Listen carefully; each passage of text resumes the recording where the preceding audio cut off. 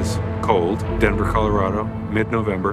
My wife and kids and I drove down to Colorado Springs for the afternoon. And when we came back to our home in the evening, we noticed that a side window had been completely crushed into the house.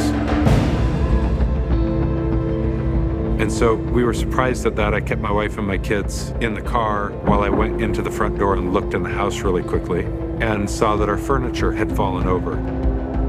And the furniture that had fallen over was butted up against that window. It was a bookshelf. I called the base police and report what we had found. I went through the rest of the house and I discovered that the house is safe and fine. Given the suspicious activity that I had experienced that week, my mind naturally went to the fact that I think this was a break-in. Things like that don't happen on military bases.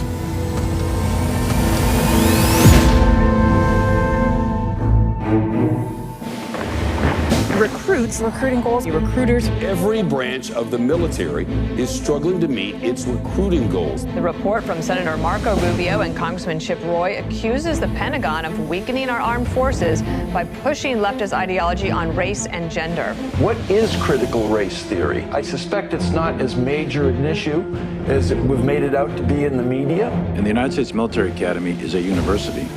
And I want to understand white rage.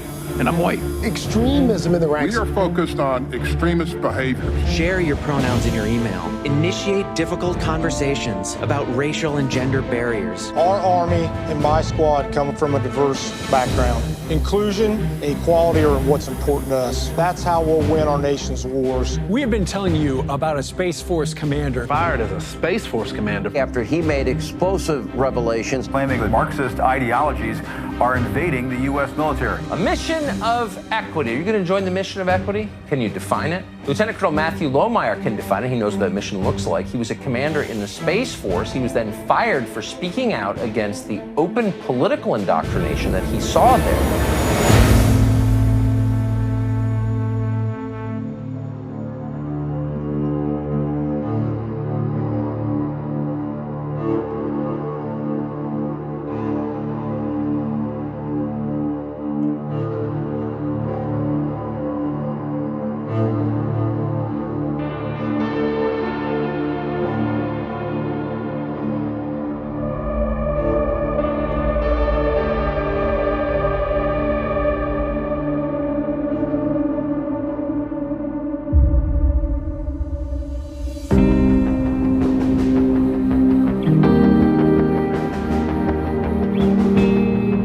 Last sortie in the F-15 was on April 1st of 2013.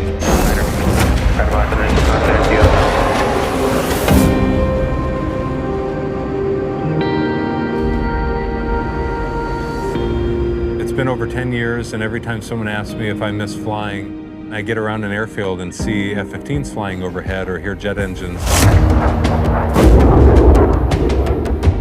Yeah, I miss it a great deal. You get that feeling in your chest like, I know exactly what they're seeing, I know exactly what they're feeling. I know the rush that they get every single time that they go up. And there's nothing not to miss about being up in a jet.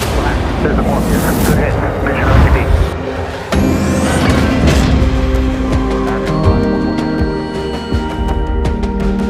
I met Stroke before he was Stroke. He was just Jonathan, an unnamed student pilot in the fighter training pipeline, and gave him his dollar flight. It's great to see that after over a decade of gaining experience in the fighter, he's here now presenting a red air threat, a Chinese or a Russian red air threat for our student training pipeline in the F-15 community.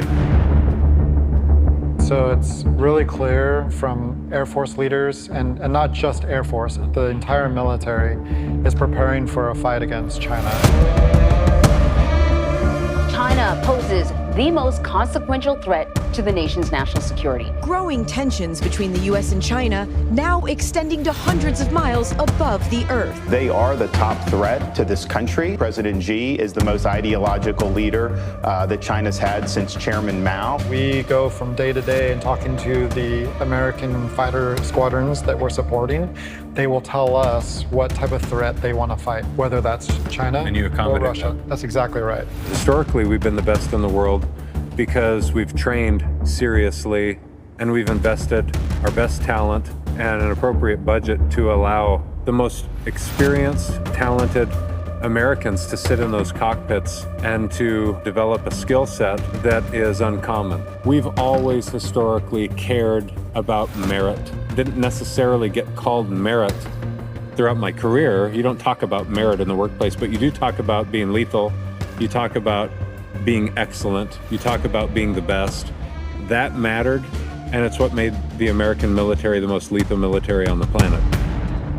I was shaped, molded, inspired, prodded, kicked, energized by instructors like you. Being a fighter pilot is more than just, right hand, left hand, flying a jet. It's an attitude, it's a mindset. You taught me more than just flying an airplane. You taught me that controlled aggression and that discipline that is required to be an excellent fighter pilot.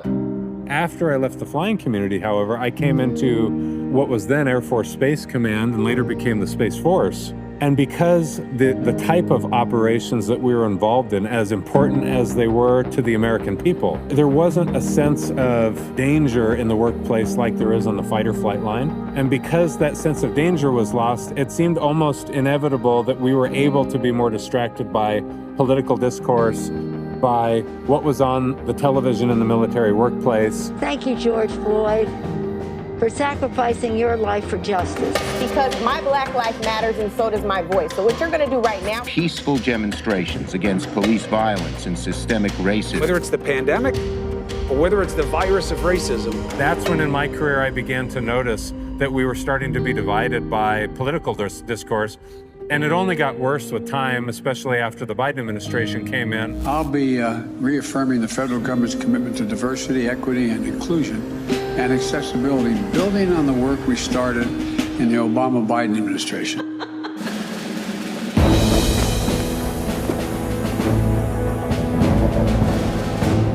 I'm hereby directing the Department of Defense and Pentagon to establish a Space Force as the 6th branch of the armed forces. That's a big statement. Space Force becomes a legal entity and is written into Title 10, December of 2019. Buckley Air Force Base is set to be the home of a new Space Force unit. Space Delta 4, or Del 4, is tasked with executing land and space-based missile warning missions. At that time, there was one person in the Space Force, and it was General J. Raymond. My sincere thanks to President Trump for the privilege of serving as the first Chief of Space Operations. Once the Space Force became a reality, you needed a 4-star general to join the Joint Chiefs, and that was him. And so he sat now at the table, but was the only member of the new branch of the military. It was a really unique time. And I was one of those who, in the fall of 2020, joined the Space Force. And at that point, I had recently moved to Buckley Air Force Base. I had been sworn in as the commander of the 11th Space Warning Squadron. We were in charge of the nation's missile warning. It was one of many different missions that were done at a base. And over all of those units that existed at Buckley was a single person, the base commander. The base commander was outside of my chain of command, but he had the purview for the entire base. He was simply responsible for civil engineering and maintenance and facilities management and the PR for the base. And so it was that person who I saw that started to politicize the military workplace. Can you kind of tell us a little bit more about your journey rising through the ranks as a person of color in the Space Force? And so whatever your command was, or whatever unit you happened to be serving in, you were subjugated to this guy's emails as the base commander. He'd blast it out to all of the members of the base.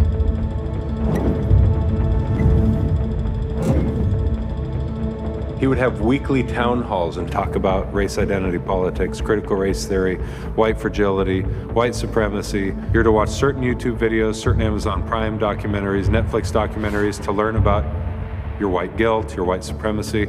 And then we'll come back to the table next week to discuss the ways in which we think we can do better. Biggest terror threat in this country is white men. Overt, violent white supremacy. I just don't even know why there aren't uprisings all over the country, and maybe there will be. All of the stuff that is already tearing American people and citizens apart polarizing the nation. And please, show me where it says that protests are supposed to be polite and peaceful. It's become kind of a symbol. He was injecting that into the base culture.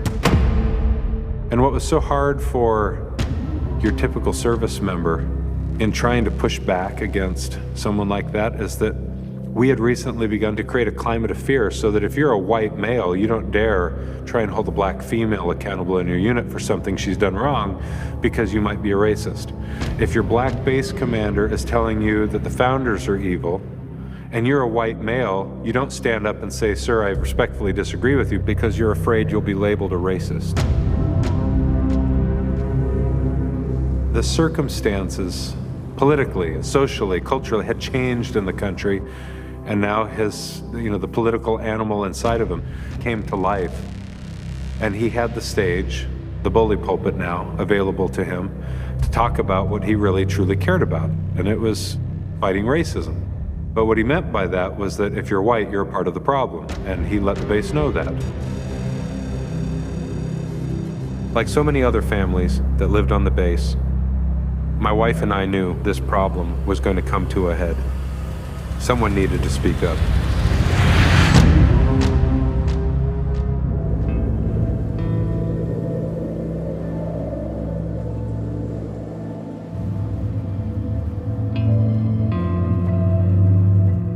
It had been 3 years since being fired from my command at Buckley. I often wondered if by speaking out, I'd done any good. Had my actions had any impact? My family was safer now, but I was still haunted by the Marxist threat tearing our military apart. We've come to a spot that's near where I did survival training. I'm reflecting on the purpose of SEER training. They try and train you to at least believe that it's possible to survive. It's possible to evade capture. It's possible to resist and escape. In the Geneva Convention, decades ago, they made it illegal, an international treaty, to use coercive techniques to extract information from captives, from POWs. Because communist captors would extract confessions of guilt from POWs for things that they'd never done. I look at now modern society from 2020 and 2021 and onward, and I see that Black Lives Matter organizers, Antifa, and political activists are extracting confessions of guilt from the average American citizen. You see videos of white people being asked to kneel and apologize for their white privilege. They're being asked in military trainings to recognize their privilege. They're being asked to recognize their implicit and unconscious biases. Whether or not you know you're guilty of things, we know you're guilty of things, and so we're demanding an apology. And that's the very kind of thing that the Geneva Convention seemed to outlaw in international treaty. One of the challenges of separating from active duty service was figuring out what you want to do when you're done. All we really knew as a family was we wanted to get away from it all and get to a place like Idaho. And what lies ahead, you don't know. And you're not sure what your obligations are either in your community or to the country. But you still take the oath seriously, which was to support and defend the Constitution against all enemies, foreign and domestic. It was either choose to stay in, even though they've wrecked your reputation, and hope that you can do some good for your country in uniform, or you can choose to get outside of uniform and have what you hope will be a full reign on the free expression of your views and ideas and values, and use your voice for the betterment of the country.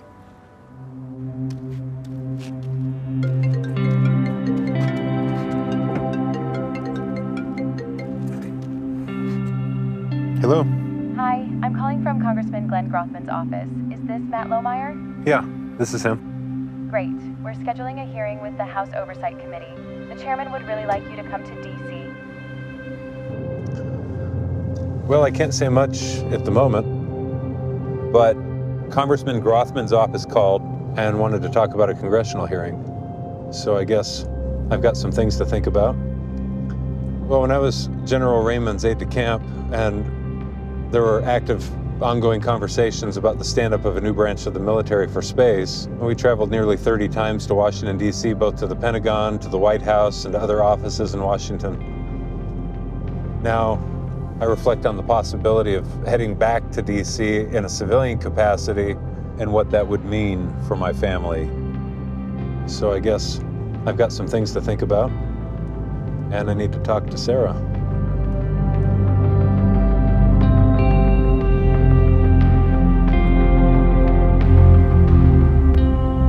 So we drive away from Buckley in kind of a hurried shamble of a mess. I remember throwing like a bottle of bleach in the car and like taking a picture because you couldn't see the floor of the car. It was just a kind of a very chaotic mess. We didn't know we were moving here until 4 days before we moved here.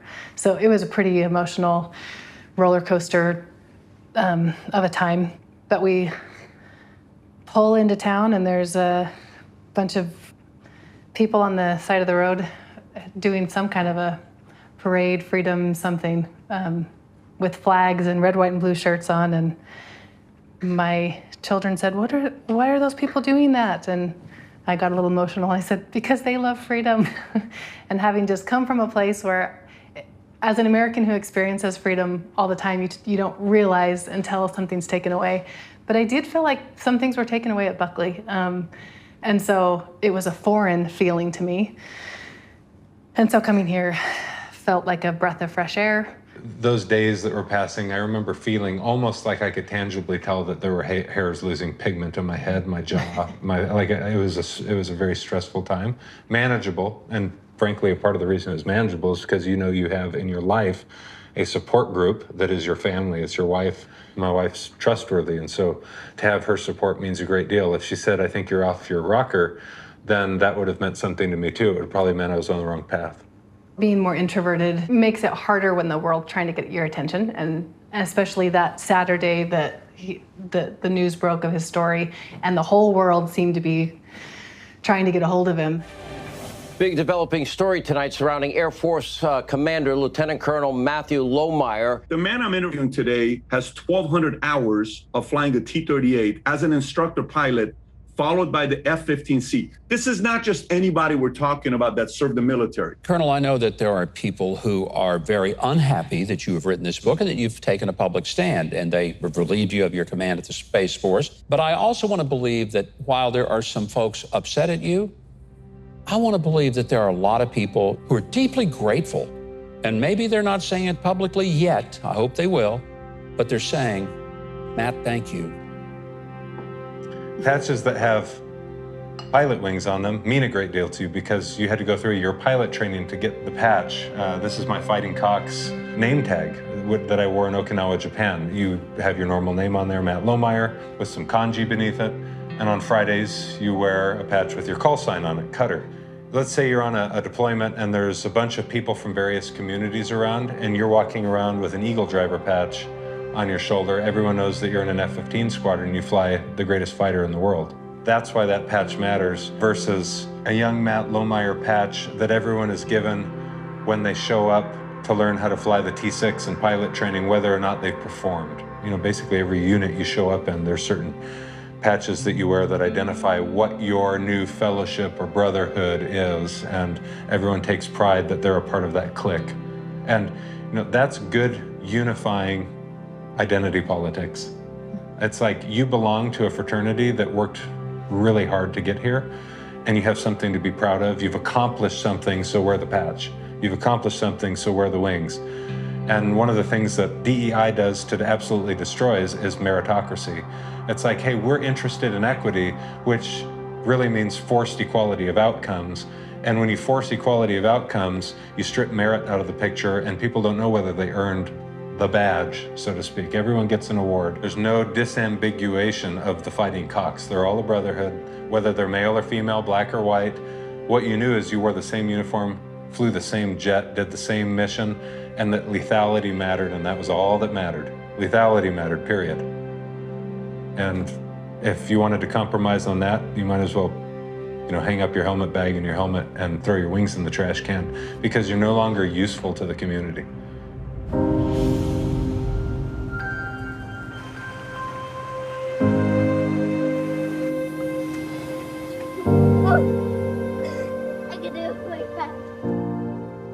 The decision to testify before Congress weighed heavily on me.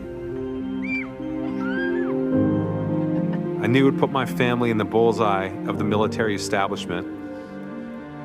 And so it mattered to me to have Sarah's buy-in. The world needs voices like Matt's because he's willing to be bold and courageous, and he is willing to speak the truth despite the consequences. He's not doing this as a popularity contest, and so that gives him the freedom to speak the truth rather than be concerned about speaking what people want to hear. And I think in a world of declining morality and increasing confusion, we need voices like that to speak up.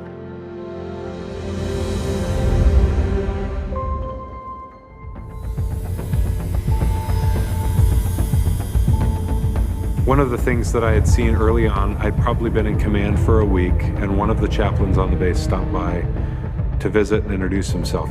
The thing that he seemed to care about the most was having race conversations with my troops. It was, hey, nice to meet you. Where are you from? Where are you coming from? So let me tell you about my Race in America lecture series that I'd like to give to the troops. And so I had to say, respectfully as I could, time out. This is an ops unit. We have an operational mission to accomplish. I welcome the chaplain and any chaplain to have conversations with my troops, but I'd really like to talk with you more before I say yay or nay. And he was, quite frankly, surprised that I didn't just say, oh yeah, sure. Let's set up the Race in America lecture series for my troops. And he looked uncomfortable, he looked offended, and he says, I've heard about commanders like you, but I've never met one. And instantly, I was aware that he had been trained to think that if anyone's going to be opposing your lecture series, then this is how we identify someone who's a racist. I've heard about commanders like you means someone told him about there will be commanders like this guy who aren't going to take warmly to this, and you need to let me know who they are. And in fact, he did let the base commander know who I was.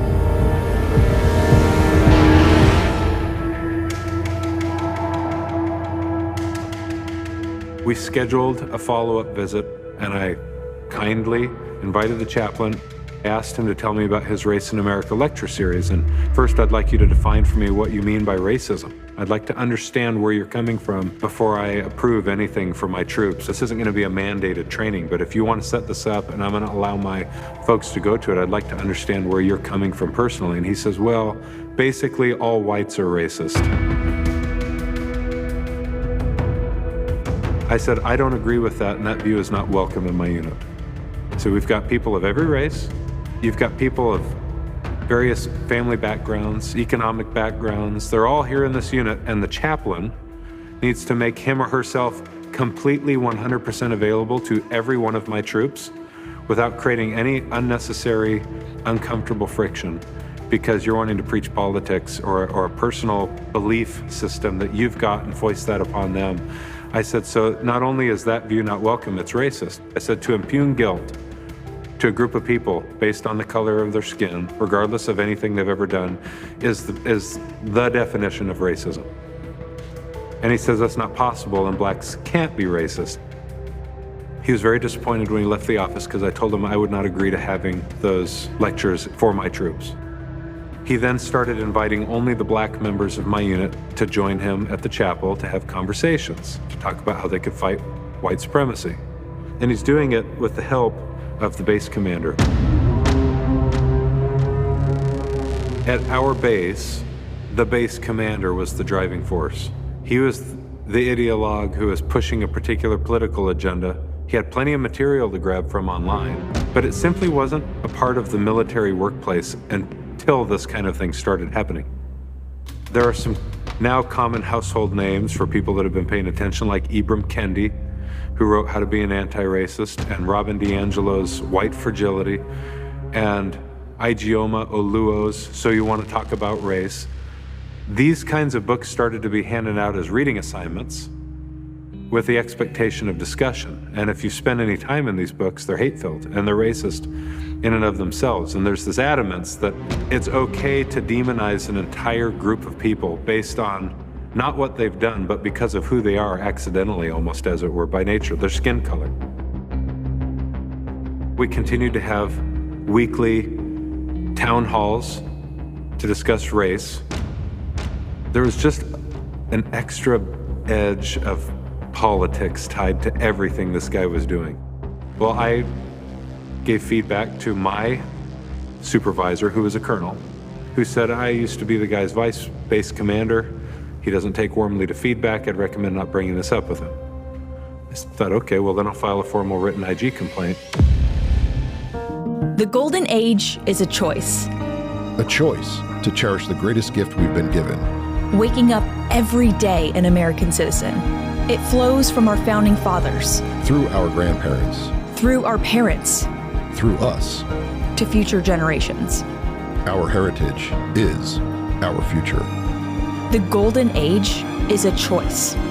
Let's choose well.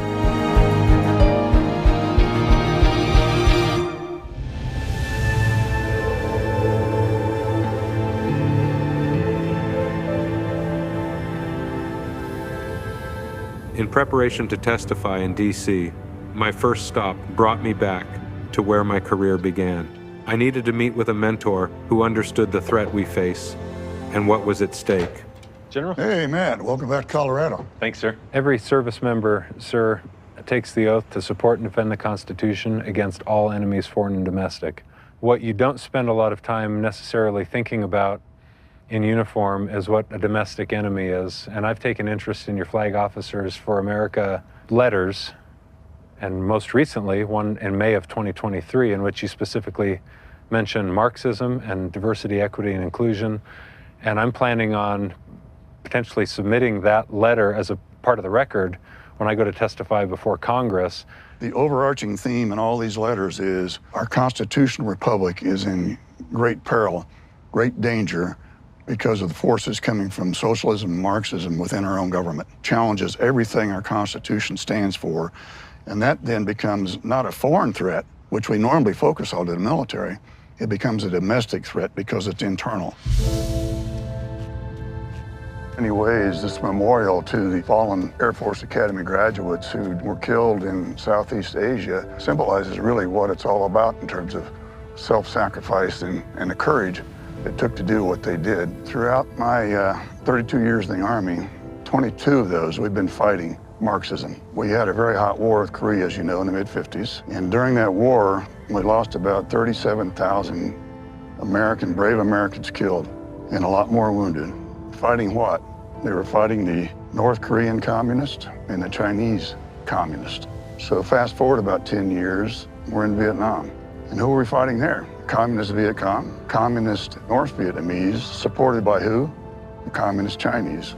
And so consider that, and where we are today in our country, the gut punch for me, Matt, is that that exact same ideology is controlling our government in the United States, in the administration and in Congress. So what about all those sacrifices to stop that from happening?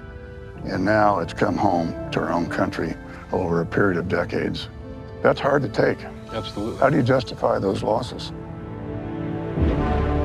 What is going on with the DEI training today is very different. Many of these cadets and military members who are bringing me this material feel like they can't raise their hand and object. They can't raise their hand and debate whether, they should be considered oppressors just because of the color of their skin.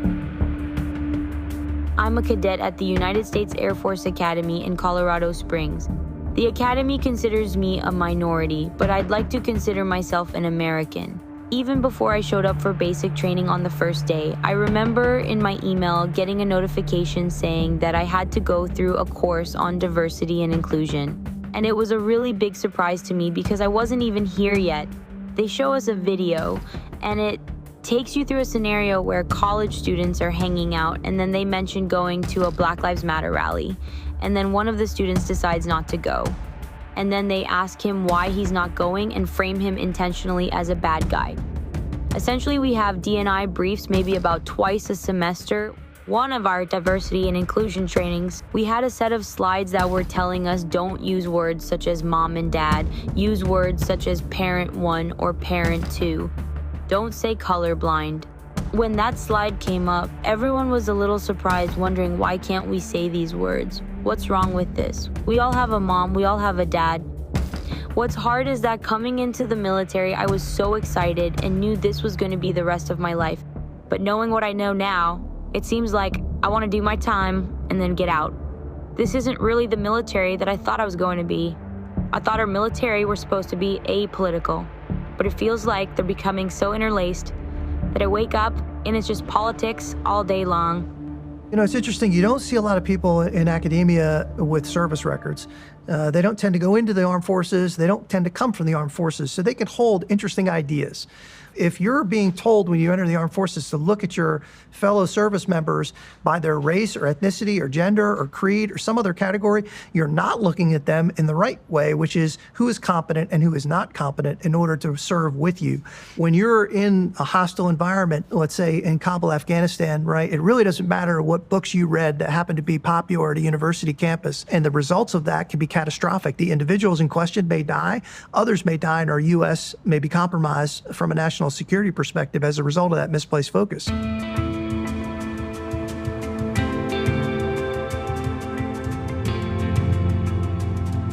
The A-10s always fly over this area because Davis-Monthan is nearby.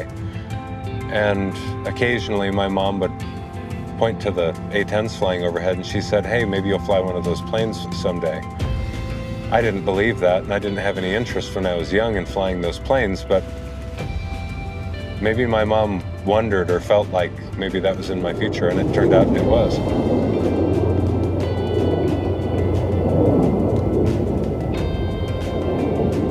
That's an A-10.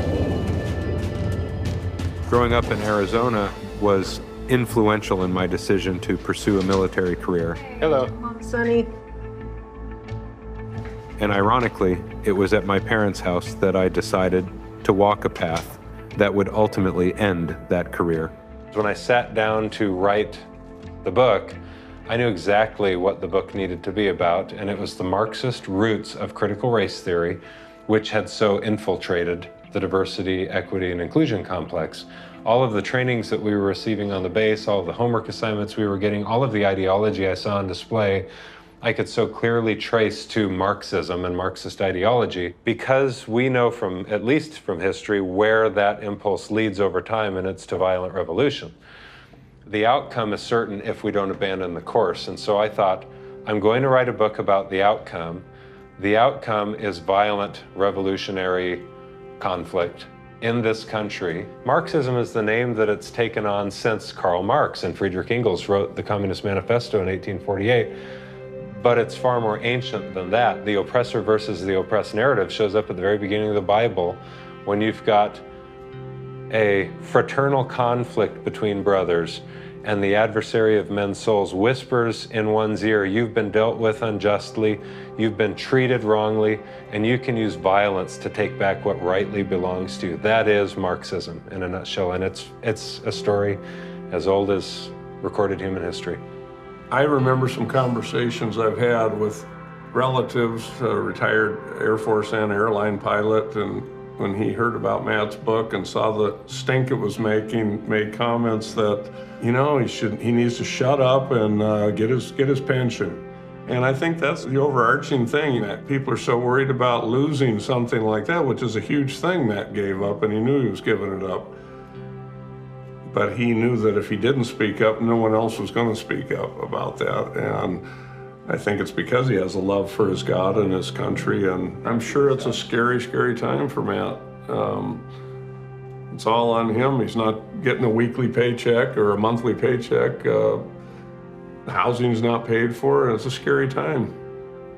But he took that huge step when he was just years away from a full pension and with 2 young kids, and I'm positive that I couldn't have done it. He could have easily just said, I'll wait a couple of years. Yeah, I'll wait. And I'll write the book. I'll write the book as I've got my 20 in, but it'd been too late. I'm sure of it, because it's a runaway train. Matt was the oldest, and so he was the one they all looked to. Yeah, he had a younger sister, the number 2, Gina, who was severely handicapped at birth, and he was always very protective of her. Yeah. And she'd had a number of really serious surgeries in her life, but they had given her a tube that was supposed to push pressured air, I think, into her lungs because her muscles were too weak to breathe on her own. And instead of really helping the problem, It also caused new problems, and one of those was even though she was getting air, she couldn't use her own voice anymore to speak.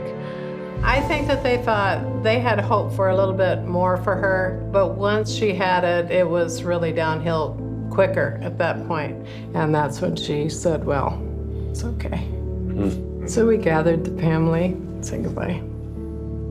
I've reflected on that, especially after her passing, and I determined that it was important for me to use my voice on behalf of those who don't have a voice or who feel like they don't have a voice, because I've been given a voice and I've been given an understanding.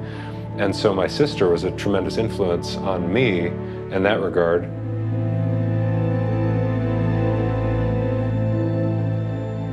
I don't remember what home this is in, but I was dropped off for basic training and I had my brand new boots strung around my neck. That was one of the assistant coaches at the Air Force Academy who first came out and saw me play when you were a sophomore, when I was a sophomore in high school, and they started recruiting me after that. It was late in the season. Was that the time you screamed really loud? No, that was, I screamed like a silly girl when he got his first dunk in a game.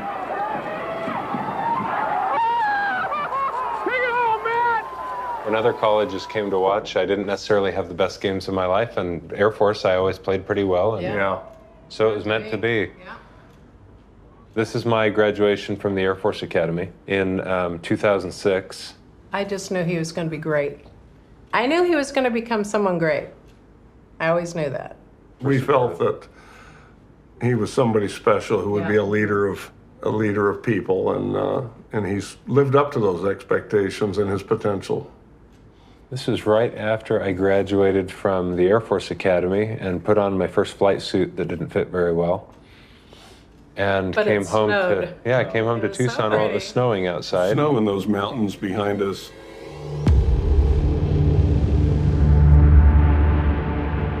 I had started to see just too much. I saw what the base commander was doing each week. I saw what the chaplain was doing.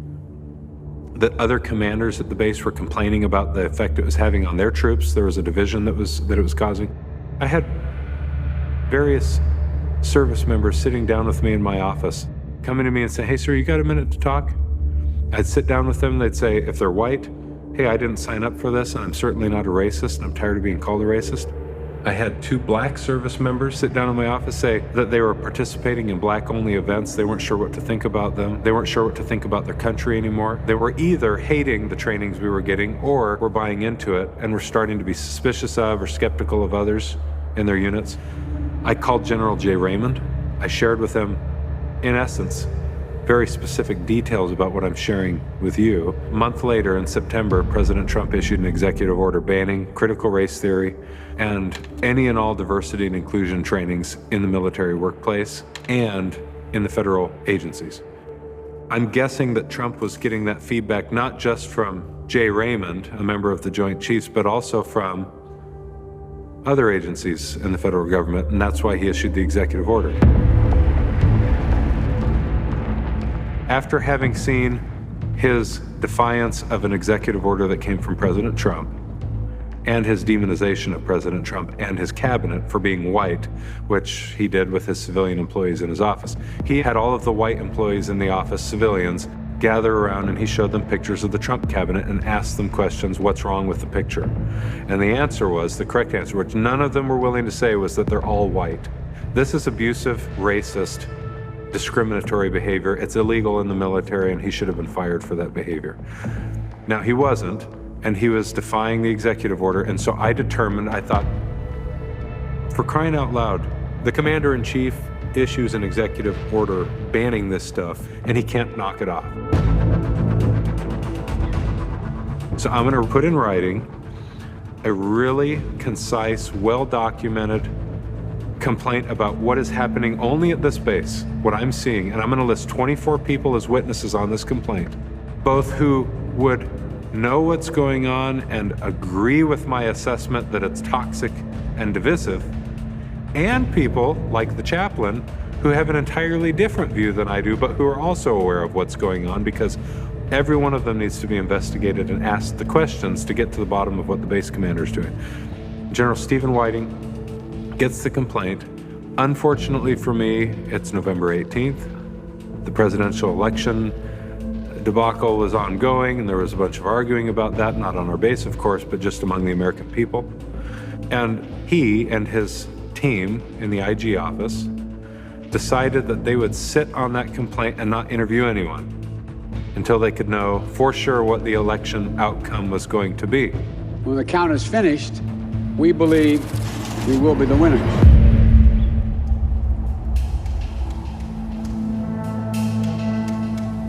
I miss being in the Space Force. I miss the idea of showing up to work, focusing on national security, using capabilities that we've got in space. And, you know, there were some things I really care about, like the stars. And I wanted others around me in the Space Force to begin to become excited about the cosmos, because I thought there's something there that is innate to human nature. We're all curious about what's out there and how it works and what the lights are that you can look up at night and see. And if we can get our force to be excited about their domain, then they'll be interested in utilizing the capabilities that we've placed there for national security purposes, and they'll seek to keep that a peaceful domain and seek to establish strength here at home in, through, and from the space domain. So we're joined by Lieutenant Colonel Matthew Lohmeyer. Mr. President, good afternoon and happy Thanksgiving. This is Lieutenant Colonel Matt Lohmeyer, commander of the 11th Space Warning Squadron. Every year, the President has a Thanksgiving call to show his appreciation for the troops, and the Space Force selected me to be the face and voice for the service, to greet the President and the First Lady and to wish them happy Thanksgiving. And I'll tell you, the force respected that president a lot more than they respect the current president. They got the sense that he genuinely cared about their well-being, and they were grateful as hell that they didn't go fight a war in a foreign country while he was in office.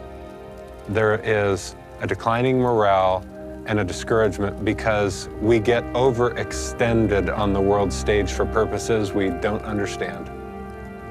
There's this idea that I believe in, it's peace through strength. And I think that the Trump administration really believed that, and I think that world leaders respected that strength, real or perceived. They weren't sure how the man would act, but they knew he was serious, or they perceived that it was possible that he meant what he said. And we built up our military force because we were trying to focus our efforts where they belonged and to begin to whittle away at our presence overseas.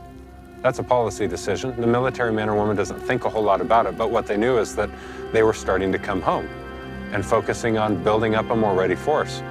And I think we had a stronger, happier force during the Trump administration.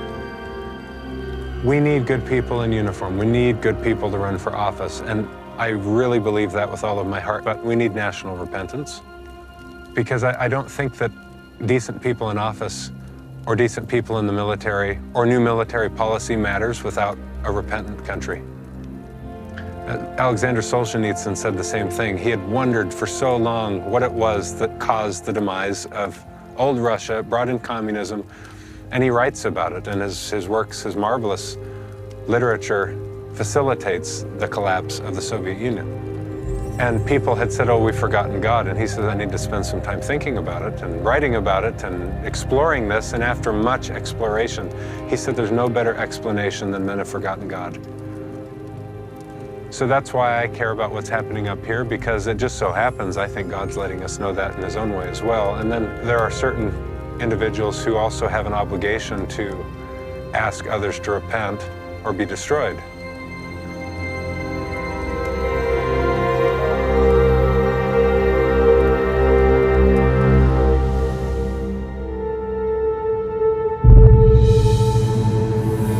So while I was writing my written Inspector General's office complaint, it was November of 2020.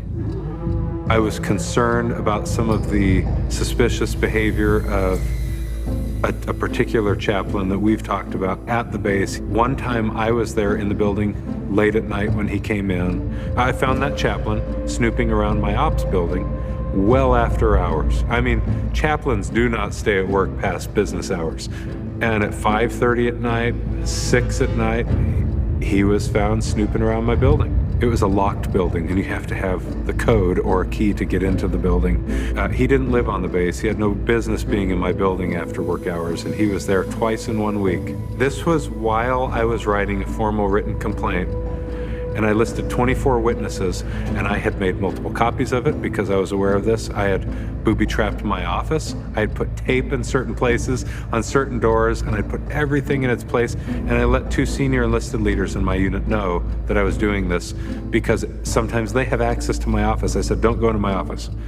If you're not in my office, I want to know that someone was in here.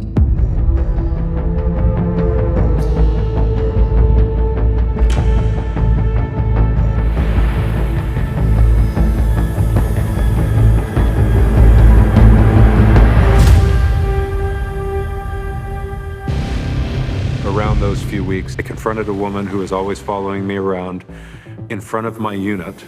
I confronted her because we were out doing PT outdoors during all the COVID mandates. We weren't allowed to be out there without masks on the football field. And the woman pulled up in her Jeep and she was in the parking lot. She was watching, and it was like the second time I had seen her in her Jeep watching our PT. And so I left the PT session. I walked over to the Jeep. I said, hey, how can I help you? And she said, oh, she kind of dodged. I said, I've seen you out here a couple of times. I know you're watching my unit. She said, no, no, no. I said, bullshit. You're spying on us. And she totally broke down. It was a white female. And she said, the base commander asked me to watch and report back to him what you guys are doing. And it was coincident with all of that, being spied on, the chaplain snooping around my office, and my house being broken into. Things like that don't happen on military bases. Police come to my house, and one of the things that I noticed was that on the screen that surrounds the window on the outside, it was completely bent in, like someone had forced their way through that screen. And I pointed that out to the base police who had come to investigate, write the police report. And they said, well, we think it was probably the wind that did this. And I said, I don't think so. I said, how many other houses on the base had their windows blown in tonight by the wind? And they said, none. I said, have you ever heard in the history of your time here at this base a window being blown in by the wind? Someone pushed that window in and they heard a loud crash because they'd knocked over the bookshelf and they ran. I shared that with my boss at the base, told him I thought the house had been broken into, and he kind of just got uncomfortable in a seat like, geez, I sure as hell hope that didn't happen because I don't want this to become a thing.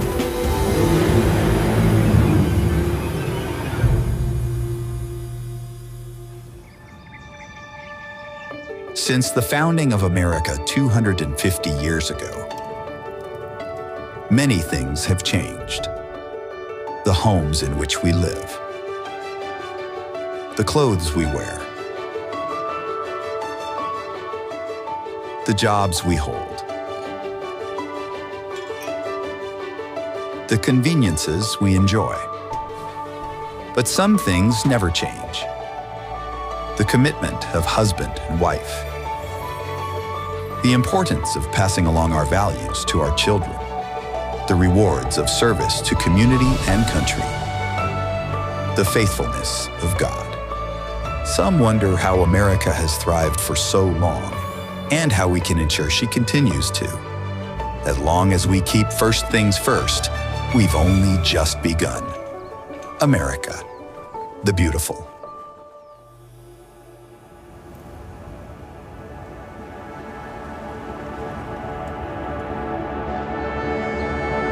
Modern Americans like myself have never experienced the horrors of revolutionary conflict. Terms like Marxism are often reduced to mere academic or political talking points. But I know someone for whom these ideas are anything but academic. So I was just reading yours last night. Excellent. And making notes. And look at this. Oh yeah, hey. Yeah. I signed this a long time ago. You did, yeah. September 2021. Yeah, you inspired me, and you're one of the reasons I wrote mine. Because it's not something I thought I would ever be able to do. But here I am. Well, I've just finished listening to yours, and I think you're one of the best warriors that I've met in my life. Thank you. And I was so glad to see you stand up in Loudoun County. I've been very alarmed about what's going on in our school. The critical race theory has its roots in cultural Marxism. It should have no place in our schools. This is young Xi. Yeah. As you know. Yes, and that was when I was 16. Originally, it's the K-12 system, just like here. But Mao said, what's the use of more education? Cut it off. So what's for us? Nothing. Send to the countryside to work in the fields, to get re-educated, to be a better communist. Mao said that he has two great achievements in his lifetime. One was CCP revolution that overthrew the sitting government, and the other is the Cultural Revolution. And so the first time he used military people. The second time he doesn't need to do that. He has an army of indoctrinated kids in schools and universities. Those were the Red Guards. The Red Guards had only one task: destruction. To burn down everything so Mao can build a new China based on the image of Maoism. Immediately what comes to my mind when I see that is the purple braid that our Air Force Academy cadets are wearing that show that they are diversity, equity, and inclusion officers. And at once everyone recognizes who the cadet is in each squadron, that you can go and report any violation of the diversity, equity, and inclusion initiatives or trainings that people have received, and it turns into a kind of tattletale regime. The day they took over power, that everyone should watch everyone else. At that time, it was made clear there was only one correct thought. That is Mao Zedong thought. And everyone that is not follow it exactly will be reported. And that can be anyone. Can be your friends, your neighbor, your coworker, even your children. The goal is the same: to divide people and then to destroy the society in order to take power. That is communism, actually. People think communism is atheism. It's not. The state religion of China is Marxism. Maoism, Marxism is a religion. You don't challenge it as truth. And you have to believe it, you have to follow it, and you have to practice it. And that's what's going on in America. DEI is the new version of Maoism religion. It is a religion. It's very deceptive because they twisted the words and then they make it sound so good. And anti-racism. Who is not on board with that, right? Equity and then love. And what we know before is you love the sinners but hate the sin. Now is you love the sin. They switch everything. That's why it's so deceptive. But look at the terms they use. It is Christian terms. They made this absolute religion, and people can't resist it. And a lot of people who just don't have the ability to see through it, so they kind of follow it, and that's the danger of Marxism. It's the old tactic. It's older than communism. It's divide and conquer. How do you control a population if they're all united, if they all call themselves American? We're all Americans. So you can't control them. The best way to control a population is divide them up and make them fight against each other. That's where we are today. A lot of Americans have not a clear understanding what's coming up. What happened during the Cultural Revolution was really a mass movement turned into a movement of masses against each other. And Mao said this famously: we need chaos to destroy the world so a new order can be built upon that. They have to destroy in order to make a new world order.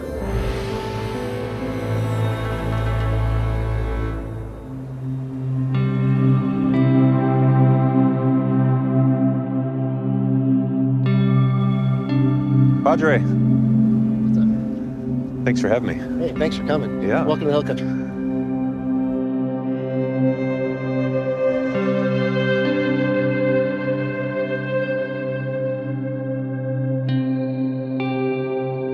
With Xi's chilling words still ringing in my ears, and the day of my congressional testimony fast approaching, I traveled to the heart of Texas to spend time with military veterans and their families.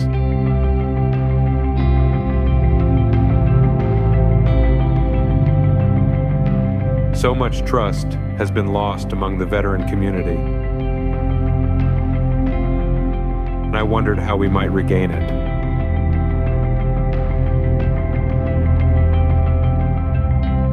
My name is Hope Geiger, and I was a medic in the Air Force.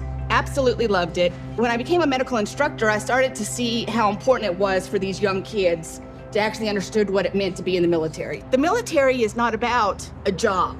The military is about defending this country. That oath that I took, that I think most of the people sitting around here took, says, I will defend this country against all enemies, foreign and domestic, period. When I deployed my last time in 2006, I'm there, and 3 of the students that I taught were there. So I'm looking at these kids in a war zone. We would get a call, and they would say, you know, I got 4 angels coming in. Those of you who are pilots might understand this. You know, that basically means they died on the battlefield. And we'd take their uniforms off that was covered in gasoline, and we would take their wallets out of their back pockets, and we would open them up because we had to inventory everything for mortuary fares. And we'd take those little wallets and we'd pull them out, and there would be pictures. And there's like this one picture, I remember it was a girl in a green gown, and the guy was standing next to her, and he's dead. You know, he's 19 and he's dead. This wasn't a once a month thing. This was every single day. See, the American flag, yes, I served in the military for 24 years, so you can burn that flag. But if you burn that flag, you better stomp the shit out of me first. Because let me tell you something, that flag is draped on that 19-year-old kid's coffin. That kid who signed up for the military, for whatever reason, our country said go. And he went when his mom and dad gets that phone call from DOD. And that's some bitch sitting up there in office saying, thank you for sacrificing your son, but we want to talk about DEI. Yeah, well, when I hear stories like this, any story like this that's more grave in nature, the seriousness of combat, conflict, it puts into perspective the silliness of all of our current distractions. My name's Chuck Sonnenberg. I did just shy of 22 years in the Air Force.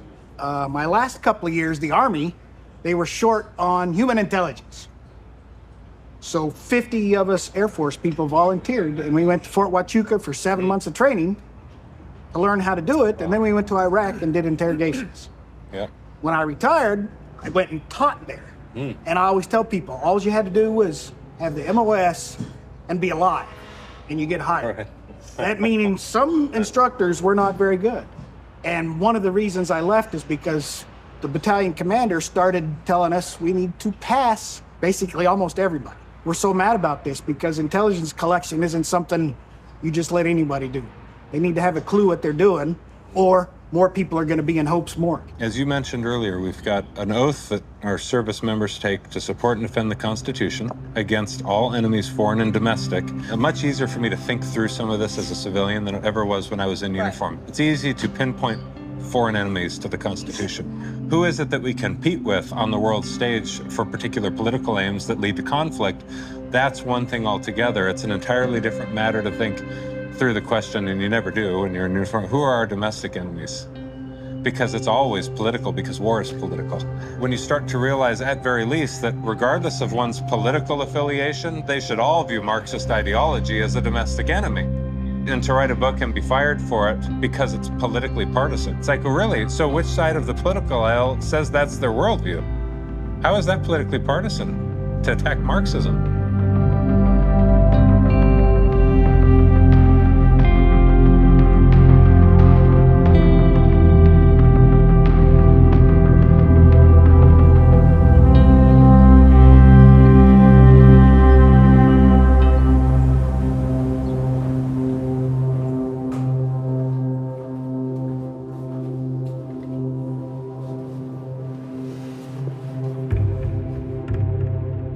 I'm a 10-year service member serving the American military at Buckley Space Force Base. I'm here because I love my country and I've seen with my own eyes, heard with my own ears, things that are disturbing and counterintuitive and counterproductive to good order and discipline in the United States military and serving our mission. I wear this uniform proudly. I am reminded every day of why I serve. And then when you go in and go to meetings, what they call DEI training, there's constant bombardment of emails, just trying to fracture and section us into smaller and smaller groups. And I'm gonna pull up my phone here because it was a fellow service member and friend who confided in me and sent me this email about something he observed. In March of 2023, a unit commander had a commander's call for all 3 shifts. He then informed everyone that a current unit member will now be transitioning from male to female. He said there will be 3 major changes for this member that we should be aware of. He also stated that only the 3rd change will be what affects other members, although it will take over a year for this person to complete the, quote, transition process. They will immediately be, quote, allowed to wear the uniform of the gender they're transitioning to, namely female, quote, testing against the female fitness standards, and, quote, using the female restrooms and showers in all designated buildings. His final words to us were about as unsettling as what he just announced. He said, quote, I don't care if you don't like any of this, go talk to yourself in the mirror about it at home, unquote.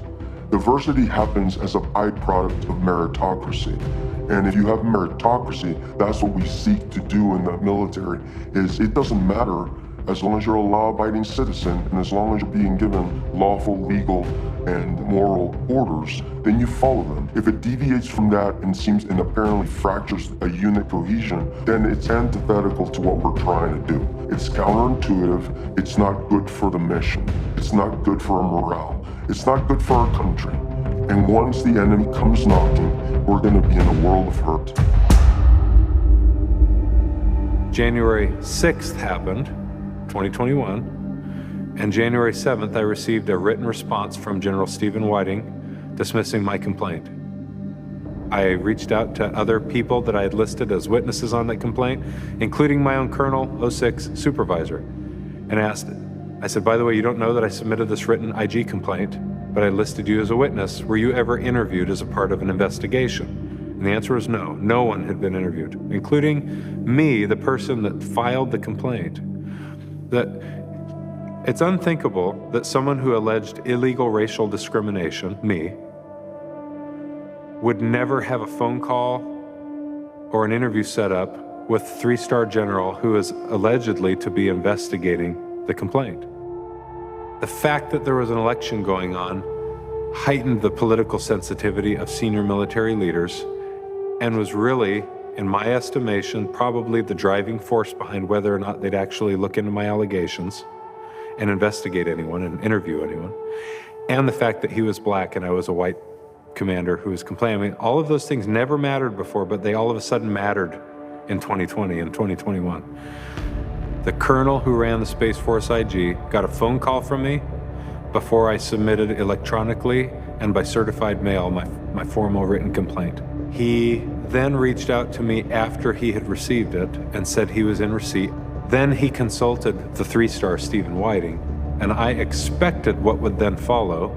He'd be counseling with his boss, General J. Raymond, commander of the Space Force, and beginning to conduct interviews with every member that I had listed on my Inspector General's complaint to get to the bottom of what was happening at Buckley Air Force Base that was rotting the culture. All of November passed, all of December passed, January 6th happened, and they saw the writing on the wall. CNN projects Joseph R. Biden Jr. is elected the 46th president of the United States. We did it. We did it, Joe. You're going to be the next president of the United States. Biden is going to be the president. Trump's executive order will no longer be in place. They saw that writing on the wall, and so my complaint was dismissed. So I started to talk to other commanders of other bases and realized this isn't just a problem we're having at this base, this is happening everywhere. After my complaint had been dismissed, I got an email from the colonel who's in charge of Space Force IG, and he said, hey, when you get a free moment, please call me. I need to give you some mentorship on how to handle this stuff in the future.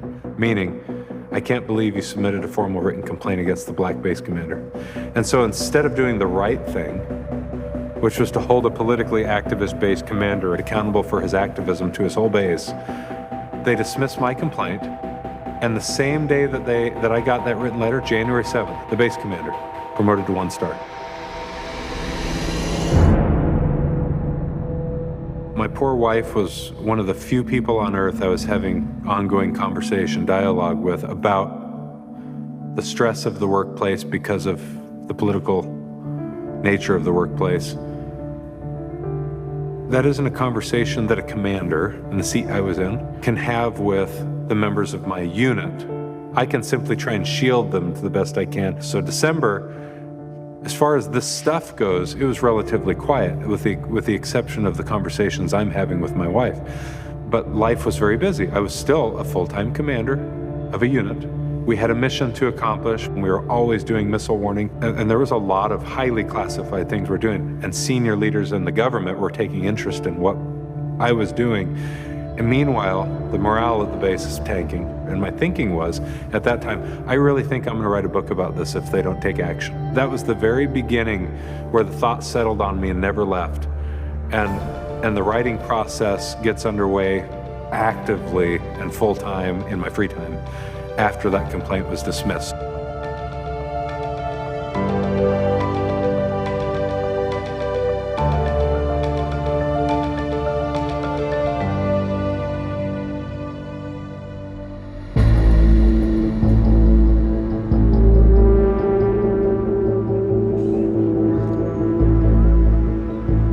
America was fundamentally transformed in the summer of 2020.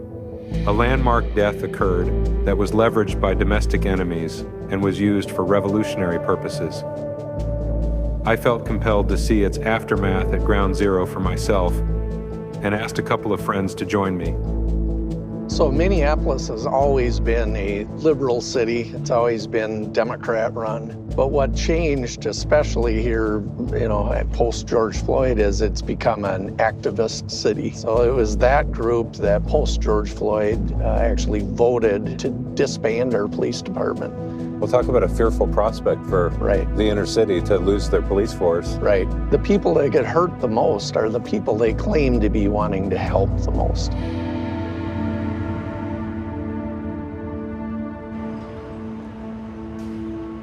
We're going to head over to 38th and Chicago Avenue South, which is now known as George Floyd Square. You're now entering the free state of George Floyd? Right. So this isn't the state of Minnesota anymore, is that? I mean, this reminds me of the CHOP or the Chaz. Right.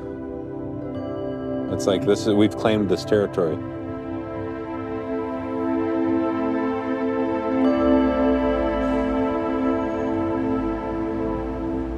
Yeah, I really did not expect to see this kind of a shrine. But he is a martyr to their cause. He is a martyr, yeah. And this does remind me of the Cultural Revolution, when everything is in chaos. Slogans and graffitis, it's the same feel. The feel is, it's a revolution.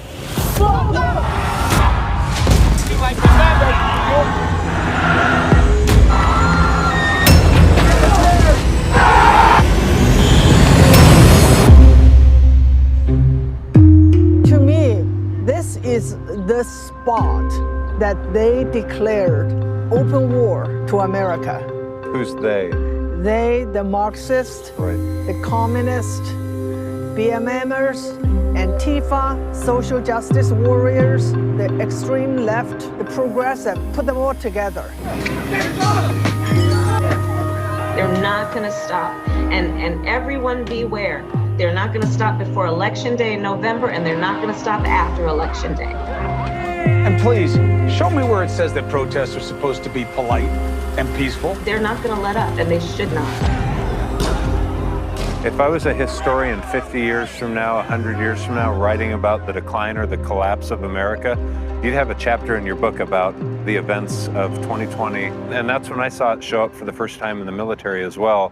It was talk about this and about white supremacy, the oppressor versus the oppressed narrative that I saw come right out of Marx and Engels' Communist Manifesto, except now it was focused entirely on race. More than race, now we have... and now it's everything else. Everything else. Now is not the time to rest. We must work with gay, bisexual, and other men who have sex with men, transgender individuals, and Black and Hispanic, Latino, LGBTQI+ communities. Share your pronouns in your email. Initiate difficult conversations about racial and gender barriers. They asked me what my pronouns were, and I thought it was incredible to see that inclusion and change. Your country needs you. Your country wants you. I think we need to do a bit better in terms of making sure that we're absolutely inclusive and making sure that pathways are available for everybody that's in the ranks to realize their full potential. And so that's what that diversity, equity, inclusion is all about. When I wrote my book, I included this episode in my book because the organization that came again to the spotlight was the Black Lives Matter movement. And it's an irresistible slogan because who doesn't want to agree with that? Myself and Alicia in particular are trained organizers. We are trained Marxists. We are super versed on sort of ideological theories. I knew they were Marxists, but to hear from their own mouths that they are trained Marxists and they're here to launch a revolution. And so people should really take their words seriously. They are communists. I do believe in Marxism. It's a philosophy that I learned really early on in my organizing career. Despite what I consider an abundance of evidence, there are nevertheless people who choose to see events through an altogether different lens. I grew up just a few blocks from here on 42nd and Park. A lot of middle-class Black families in this neighborhood, a lot of leadership that's come out of this neighborhood, and it was no surprise to us that this was really the birthplace of the uprising and that the history of the 3rd Precinct being held accountable for its history in our community. And while diversity should be seen as a strength, but most of the time we're trying to convince white folks of that. Mm-hmm. How y'all look at DEI is like there's some agenda coming to get y'all. I'm gonna just be honest. If there was an agenda coming to get white folks, we would have came for y'all a long time ago. And the justification is to do so has been laid out and, you know, through all across history. I think we gotta renegotiate how we look at this issue altogether. And this is immediately related to my book, Black Lives Matter as a Movement. Okay. And I criticized the movement, but my basis for criticism for the movement wasn't a hatred for Black people or for any movement that seeks to better the lives of human beings in any racial or political demographic, but it was because the founders of the movement were avowed Marxist organizers. And as someone who had taken the oath to support and defend the Constitution against all of its enemies, both foreign and domestic, I view Marxist agitators as domestic enemies. First of all, like this idea that they're Marxist organizers is that's a stretch. When people talk about this socialist Marxist, like I have studied Marx, right? Like, and I think it's concerning for you to say that you see it as a threat. Trying to like make this Marxist argument, socialist Marxist argument, misses the point. And if white folks are dealing with with half of what Black folks are dealing in this country, y'all would burn stuff down too. Yeah, you can criticize them for a lot of things, like Marxist socialism, like. I mean, that's like 1954 called. It wants its, you know, McCarthyism back. Pay close attention to this 3 board. That's the feel of the Cultural Revolution. In China, it's called big character posters. It's in paper and it's just covered every piece of word they could find. And here you say, people's way, people. That is what the communist revolution always tell people about. It's about the people. It's for the people. It's to liberate the people. You know, this caught my attention. I see Chinese characters up here. Ren means something. What does it say? It's 人民万岁, long live the people. There's the word again. Yeah, that's the slogan that during the Cultural Revolution, when all of us were chant, long live Chairman Mao, long life to Chairman Mao, and Chairman Mao would say, long live the people. All this chaos, all this revolution is for the people. But being here, you really feel a dead energy. And that is an energy of destruction, of death, of violence. That is communism. Absolutely. Yeah. I absolutely feel it. And it's in the air. This really, really close to my heart. I feel that we are losing this country, and I feel like so many Americans just are not waking up. They don't know because they haven't seen the ending of that movie that I was in. We are losing this country. And this time, if we lose it, there's nowhere else for me to go. And there's nowhere else for Americans to go. That's it. That is it.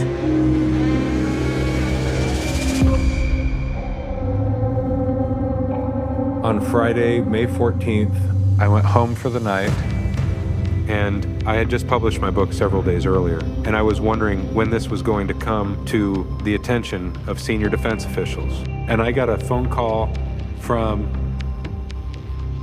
my boss's office, and hey, the boss wants you to come in and chat with him. And I knew it was about my book that had been published a few days earlier. And so I get in my car at the house on base, and on my way to my boss's office, a reporter from military.com calls me. And she wanted to get a report on what my feelings were, how I felt about having been fired from my command. And I thought, well, now I know what's coming. I said, I'm sorry, you caught me just a little bit too soon. I'm on my way to my boss's office right now to be fired, apparently. So why don't you call me back in a little bit? And it was clear to me on the rest of that drive, and I pull up in the parking lot, I thought, I'm gonna be fired, and they're coordinating a story with military.com.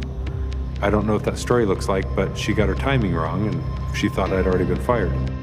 And the story was apparently supposed to release in the national news the next morning. And it's like 5 p.m. Mountain Time. And she's calling from the East Coast. So yeah, she's thinking, it's safe, he's been fired. So this is well coordinated. The base commander wasn't there when I got in, but my boss and his senior enlisted officer were in the room. I had great relationships with both of them, but they stood aside and pointed to the phone and said, General Stephen Whiting's on the phone. He says, I'm gonna have to relieve you of your command for being politically partisan while acting in an official capacity, which is totally bogus, and for publicly criticizing your chain of command, totally bogus. Hadn't done either of those things. And then the last thing he said was, and now I'm placing you under investigation to determine if you've been politically partisan while acting in an official capacity. So I was fired for the very thing they were gonna start to investigate. And my sense was they hadn't got the book in their hands yet, but they heard about it.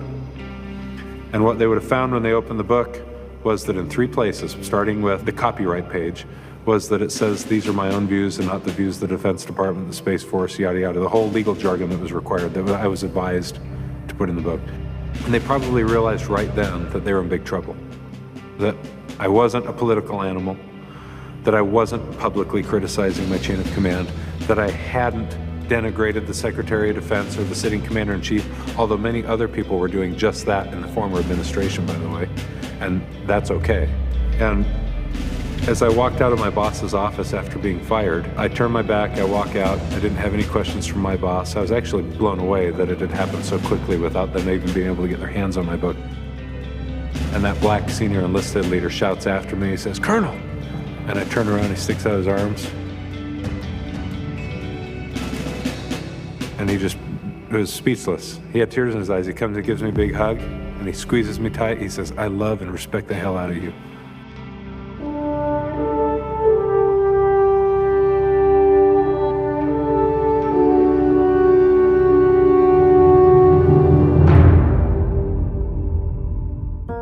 The golden age is a choice. A choice to cherish the greatest gift we've been given. Waking up every day an American citizen.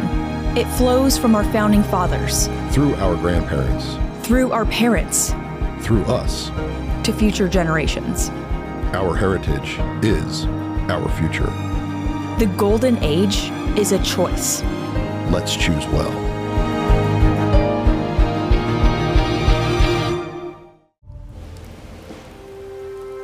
One of the things, sir, I was wanting to chat with you about was my overarching motive for writing my book. I started with the end in mind, and the end was the possibility for violence if we continue to walk the path of the Marxist revolutionary ideology and spirit. And so I thought I'd like to meet you here where the Battle of Bull Run, the first Battle of Bull Run, took place, which shocked the nation. We have tens of thousands of troops gathered on both sides and engaged in a violent conflict. And that seems so far removed from the modern American's thought. Is it your view that it's possible that even in modern America, we can get to a place ideologically where we hate the other so much that we could use violent means to destroy them? You know, thousands of men died on this battlefield 164 years ago. And many of those men had served together in the same army. They went to West Point together. They were friends. I doubt that any of them ever could conceive of a day where they would point a gun at each other. Inconceivable. As we stand here on this ground today, I am worried about the tension that is mounting in our country over ideology. It's different in this particular case, but the division is still there. The tension is there. And I pray to God that we can find a way to come together on this before we would ever point another weapon at each other. The United States, I think, has had two periods of great division. One of them is very obvious, and that's the American Civil War and the period we live in now. In other words, we have not been more divided in American history since the 1860s, when more than 600,000 Americans lost their lives. I hope and pray that we're not at the beginning of a similar kind of scenario, but there are some warning signs, some huge warning signs. When the neo-Marxists started taking over our institutions, our universities first, then our city councils, then elements of the federal government, our K through 12 schools, Americans decided that they no longer could really lean into, they could no longer really invest in even some of their institutions in their own communities. That's created huge divisiveness. Now, I do think there is a narrow window for us to overcome that, to correct that. But it's going to take not just special leaders, but it's also going to require each of us as individuals to understand we probably have this decade, the 2020s, to reverse course. Otherwise, I am really afraid that we are in a period of not just division, but real decline.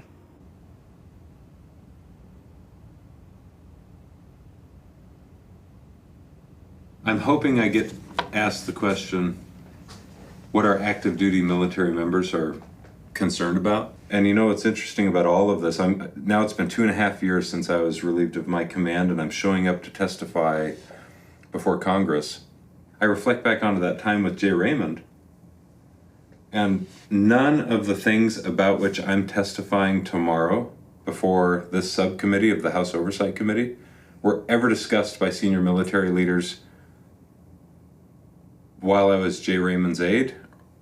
And it wasn't until I showed up in command in 2020, right after the death of George Floyd, that political activists seized that moment in history and tried to overtly politicize the military workplace, bully people, force them into conversations that they naturally don't participate in. Like, this is not this woke military discussion, the DEI initiatives, transgenderism in the force, LGBTQ celebration. There were minor hints of all of that before I came into command in 2020. It was never discussed as a part of, in all of those meetings in the Pentagon and all of those meetings in the halls of Congress, this was not the talking points. These ideas never came up.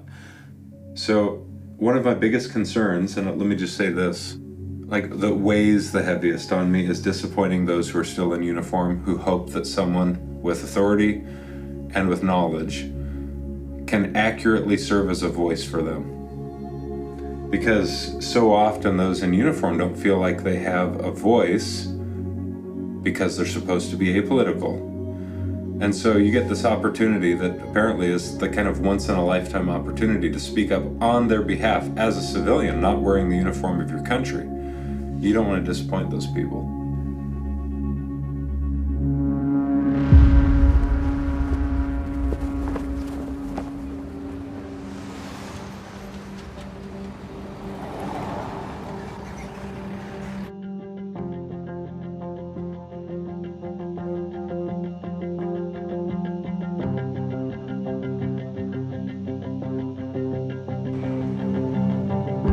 Good morning. I want to welcome everyone to this hearing before the Subcommittee on National Security, the Border, and Foreign Affairs. Today's hearing is the risks of progressive ideologies in the U.S. military. I want to express gratitude for our witnesses for being here. It's my sincere hope that this hearing provides a platform for constructive dialogue on the issues that face today's military. I'll just be honest, and I am a bit dismayed and disappointed to be here at this hearing today. Back in March, we held a hearing called Ensuring Force Readiness, Examining Progressivism's Impact on an All-Volunteer Military. The idea that, quote, wokeness is a top national security threat did not make any sense then and does not make any sense today. When we could be working in a bipartisan way to address real challenges to our national security. Our allies in Ukraine need immediate aid. We need to support Taiwan and provide aid, of course, in the Middle East. And yet here we are investigating wokeness. Now, it's not wokeness that is threatening our national security, whatever that word actually means. The real threat to our security is a far-right extreme obstruction of dysfunction and culture war stunts.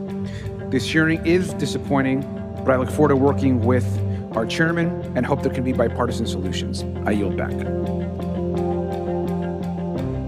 I'm from the state of Florida. This war on wokeism is not new to me. And it's a shame that Republicans on this committee haven't caught on to my governor DeSantis' failing presidential campaign that's based on this war on woke. And this misplacement on wokeism in the military endangers America's national security by ignoring the real threats. Look, service members aren't leaving the military because of DEI training. This hearing is entitled The Risk of Progressive Ideologies in the U.S. Military. DEI is not a progressive ideology. It's just the right thing to do. If diversity, equity, and inclusion strengthens our national military, it does not work against it. So historically, when the military has been progressive, has gone beyond where other policies may be, has tried to encourage diversity or welcome people to be diverse and to learn about each other, there has been no harm to force readiness. Mr. Lohmeyer, I'm interested to know what has happened in the last 3 years that has caused lethality to deteriorate in the military. There's been an overt politicization of the military workplace and the forcing of trainings that are anti-American, that criticize our founders, that allege that white supremacy is a problem within the military ranks, which has never been proven, and all of that rhetoric that occurred once Secretary of Defense Lloyd Austin took office, led to a bunch of moaning and bitching and complaining behind closed doors of our service members, and I heard it as a commander. And so I wrote a formal written IG complaint about it that was dismissed by senior leaders because they were afraid of the political and racial climate that we've created in this country. And so they were afraid to hold one another accountable for their politics. Senior leaders. So they're not held accountable for their political worldview, but young people will be held accountable. I'm living evidence and a living example of the fact that the diversity initiatives are discriminatory. I was kicked out for saying I'd like to depoliticize the workplace, not for advocating for Republican candidates, not for criticizing Democrat candidates. I never publicly advocated for anyone politically. I would reject the notion that diversity is our strength based on DEI definitions of diversity, equity, and inclusion. Skill and performance matter in the military if you'd like to deter conflict and win our nation's wars, period. As a commander in the military, I had a black colonel fly across the country to promote me to lieutenant colonel because I love the hell out of the guy and respect his views on the Federalist Papers, which he was teaching me after work hours, and because he was the best leader I've ever worked with. So don't bullshit me and say that you think you know what you're talking about. You've never served. You don't understand how this works. We care about performance in the military, period. You don't know what you're talking about. Most of the people in this room don't know what they're talking about. We need lethality in the military. Period. All of the stuff you guys talk about, the men and women in uniform don't think about. They go play Call of Duty at night after they learn their mission and execute that mission, period. They don't know what you're talking about. They don't know what you're voting on. They don't care about your sexual preference. They don't care what you look like, and they don't care what the person next to them looks like, period. I'm a citizen of this country, and I can dislike you and criticize you all I want here, but our men and women in uniform cannot. And so I speak on their behalf when I say lethality matters, merit-based selection and promotions matter, and your ideology doesn't matter one bit. And we need to identify principles which will preserve our union and preserve the unity of the United States military. If we do not, we'll lose that union. He was speaking out on his personal capacity, which is absolutely allowed and is a fundamental right of every American citizen, whether you join the military or not, in your personal capacity out of uniform. But what I also know is he was pushing back on the orthodoxy, the ideology that the progressive left are trying to impose at the political level on this Pentagon. And man, they came down on him like a ton of bricks. A lot of times people don't speak out because they're afraid of consequences. But what Matt did is he told a story from inside out that nobody really had ever heard at that point. We lost one of the best lieutenant colonels in the entire military. One with a bright future, no doubt would have become, if he continued along the path he was on, and I'm certain he would have, a general officer. We lost a role model for integrity and character, a guy that stands up for what's right. I think they knew he was speaking for the silent majority, that he was speaking for people that it's just simmering right underneath the surface, and they wanted to cut it off and make an example before others started speaking out the way he was.